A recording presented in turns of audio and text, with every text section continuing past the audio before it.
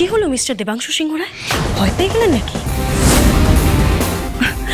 ভালো ভালো, ভয় থাকা ভালো, কারণ খুব শিগগিরই আপনাকে আপনার ট্রেন থেকে টেনে বের করবে টানে। And that's a promise.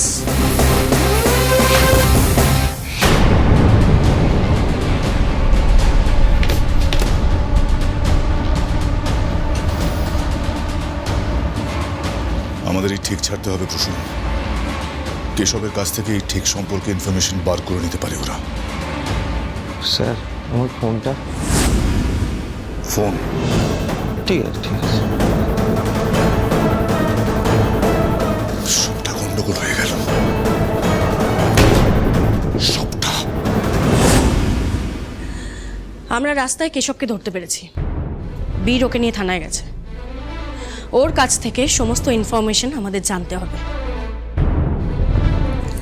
আর এই ফোনটা কার, এই ফোনটা থেকে কাকে কাকে কন্ট্যাক্ট করা হয়েছে, সমস্ত ডিটেলস আমাদের চাই। এই ফোনটা আপনি কোথা থেকে পেলেন? হসপিটালে আমার উপর অ্যাটাক হয় বলে।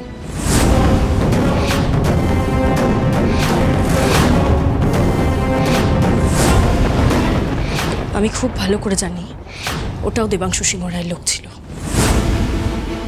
এদিকে কেশবকে পাঠিয়ে এই ফ্যামিলির ক্ষতি করতে চেয়েছিল, আর ওদিকে হসপিটালে ওই লোকটাকে পাঠিয়ে আমাকে প্রাণে মেরে ফেলতে চেয়েছিল। কারণ ওরা খুব ভালো করে জানে এই কেসটা আমি হ্যান্ডেল করছি। তার মানে তানি ওরা তো আরো অ্যালার্ট হয়ে যাবে। ওদের আজকের প্ল্যানটা তো পুরো ভেস্তে গেল।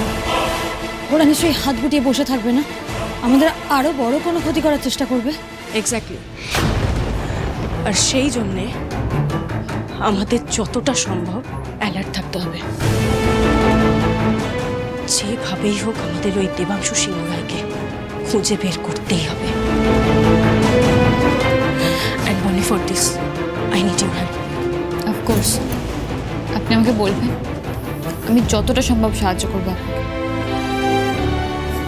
আর আমি জানি আপনি ঠিক খুঁজে বার করতে পারবেন। কাজের প্রতি আপনার ডেডিকেশন সত্যি কমেন্টেবল। মা গো, তুমি আমাদের আগে থেকে বিপদের কথা জানিয়েছিলে বলেই তো আমরা সময় মতো নিজেদের বাঁচাতে পারলাম। একদমই তাই তানি। তুই যদি সময় মতো আমাদের না বলতিস তাহলে আমরা আজ এখানে এভাবে দাঁড়িয়ে থাকতাম না। না রীতি, আমি যেটা করেছি সেটা শুধুমাত্র আমার ডিউটি। তোরাই তো সাহস করে বমটা ডিফিউজ করলি না। তাও তুই না বললে সেটা পসিবল হতো না। তানি, ঠিক সময়ে বিপদের খবরটা দিয়ে তুমি আমাদের সবাইকে বাঁচিয়েছো, আমার গোটা পরিবারটাকে বাঁচিয়েছো। We are so grateful to you. এত কষ্ট করে আমার বেস্ট ফ্রেন্ড এতদিন পর তার ভালোবাসাকে খুঁজে পেয়েছে। তাই আমি চাই না তোমাদের ভালোবাসার উপর আর কোনো আঁচ লাগুক, কারোর কুনজর পড়ুক। তাই তোমাদের সেফ রাখতে আমাকে তো এখানে আসতেই হতো। এবার কিন্তু তোমাকে আমরা আর ছাড়ছি না।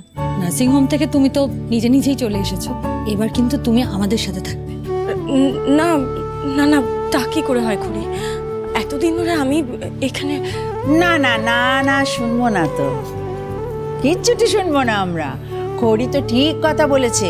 কিন্তু আন্টি, আমি চাই না আমার জন্য শুধু শুধু আপনাদের এত কষ্ট। আমি আরে কিসের কষ্ট? সব তো ঠিক হয়েই গেল।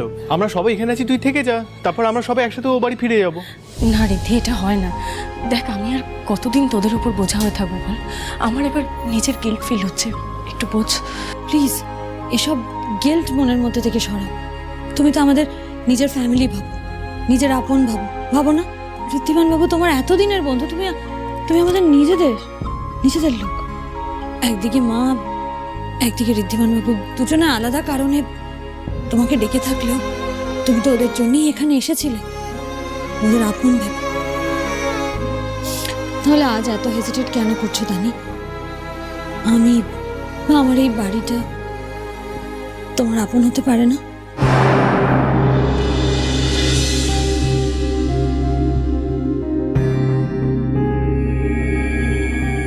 খড়ি প্রথমে কেশবকে এই বাড়িতে জায়গা দিয়ে একটা বড় ভুল করলো, আর এখন এই তানিকেও আবার এই বাড়িতে থাকতে দিয়ে ভুল করছে। আমি অন্তত জানি এই তানি একদিন খড়ির কত বড় ক্ষতি করতে চেয়েছিল, সুযোগ পেলে হয়তো আবারও তাই করবে। না না না, আমি আমার বোনের ধারে কাছে কাউকে ঘেঁচতে দেবো না, ওর কোনো ক্ষতি হতে আমি দেবো না। তানির সাথে কথা বলতে হবে আমার। তাহলে আজ থেকে আমার আরেকটি মেয়ে হলো বাপু। ও জেঠি, কি আছে? বলছি তানি দিদির জন্য ওপাশের ঘরটা পরিষ্কার করে দিই তাহলে। হ্যাঁ হ্যাঁ হ্যাঁ হ্যাঁ, কর, শুরু করে দে। বনি, ওকে হাতে হাতে সাহায্য কর, আমি বরং চাদর বালিশ ওগুলো বের করে ফেলি। হ্যাঁ।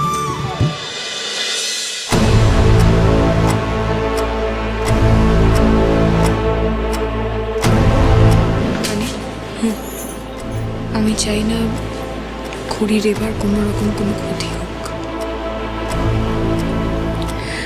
তুতি, আমি জানি তুমি কি ভাবছো, আর তোমার ভাবনাটা একদম জাস্টিফাইড, কিন্তু বিশ্বাস করো আমি খড়িকে ঈর্ষা ভেবেছিলাম। আমি তো কলকাতায় একটা মিশনে এসেছিলাম, তাই ঋদ্ধিকে আর সিংহরায় ফ্যামিলিকে প্রোটেক্ট করা আমার ডিউটি ছিল। হ্যাঁ, আমি স্বীকার করছি আমি ভুল রাস্তায় হেঁটেছিলাম, বাট এখন তুমি আমায় ট্রাস্ট করতেই পারো, কারণ আমি তোমায় কথা দিচ্ছি আমি থাকতে তোমার বোনের আর কোনো ক্ষতি হতে দেবো না। তাই যেন হয়।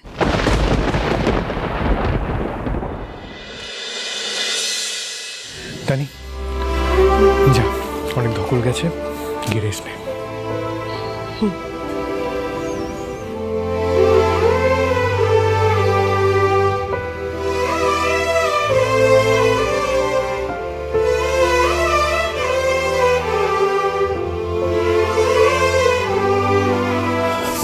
চিন্তা করবেন না, সব ঠিক হয়ে যাবে। সবাই শুয়ে পড়েছে, চলো, রাত হয়েছে, শুয়ে পড়ে।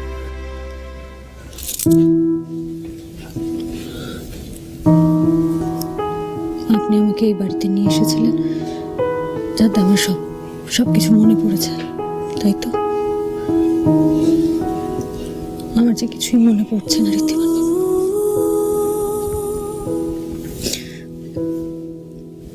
আমি জানি আপনি নিজেকে দোষী ভাবেন, you think you are a failure, but সেটা সত্যি নয়।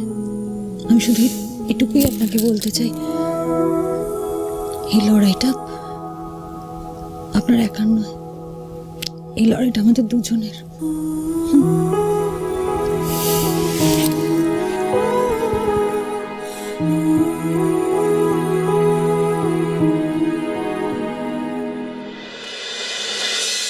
তুমি পারবে, তুমি হাঁটতে পারবে, ওঠো ওঠো ওঠো, একটু ব্যথা করছে বুঝতে পারছি, তুমি পারবে, রাহুল পারবে, ওঠো ওঠো, বিশ্বাস করো আমার।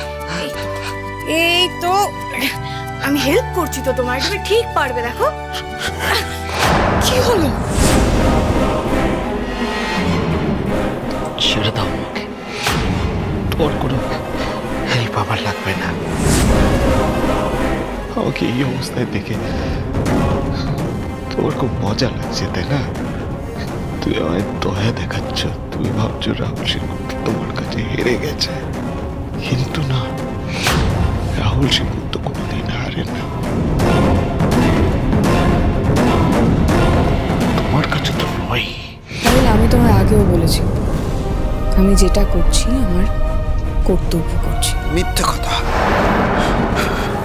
রাহুল সেনগুপ্ত তোমার মতো মেয়েকে খুব ভালো করে চেনে। বাড়াবাড়ি করো না। বাড়াবাড়ি তুমি করছো তুতি। সেদিনকে জুলিকে অতগুলো কথা শোনালে, আমাকে ঠিক করে দেবে চ্যালেঞ্জ নিলে, এই অতগুলো কথা তুমি কেন বলেছো আমি জানি না ভেবেছো? কি জানো তুমি?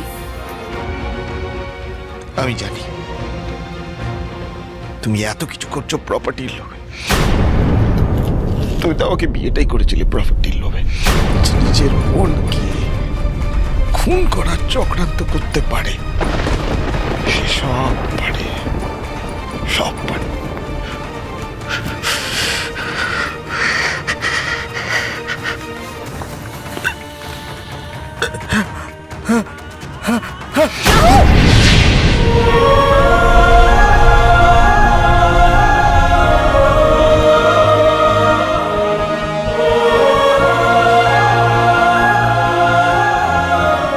আমি জানি তুমি আমাকে কোনোদিনও ভালোবাসো, আর হয়তো ফিউচারে সেটা হবে আমার।